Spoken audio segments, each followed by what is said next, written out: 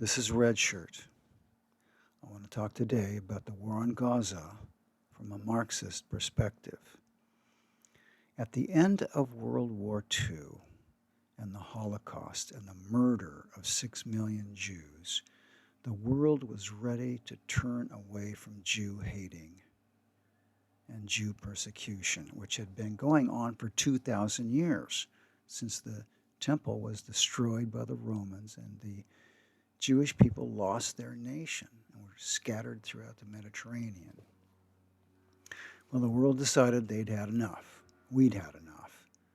However, Washington, the rulers of the United States, the billionaire class, needed control of the Middle East. Why? Because it had all kinds of oil and resources. So they invented an attack dog. They called it Israel.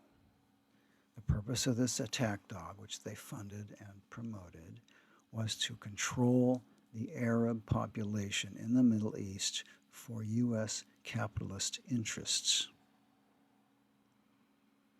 And that began the Nakba, N-A-Q-B-A, the ethnic cleansing perpetrated by white supremacist terrorists hiding behind the Torah and killing, murdering, terrorizing, torturing, and chasing out of that land the indigenous population. And they came there with this slogan, a land without a people without a land. And a lot of people who were sympathetic to the Jews at that time turned a blind eye to the terror. Said, well, yeah, okay, they were terrorized. We understand that. That's PTSD. All right, we'll let it go. Problem is, they let injustice go. And it went, and it went. And now we see it coming to I don't know if this is a climax because all the Palestinians aren't dead yet, but the thugs and murderers who run the state of Israel sure are trying. You know, you get the feeling that if they can kill all the women and children, then the men just lay down their weapons and give up and go away. Now, this is something that the Mongols understood and the Nazis understood it, and I think the Israeli terrorists understood it with the full backing of Washington, by the way. I'll talk later in another video, another presentation about the strong connection between Washington and the Israeli terrorists. Now,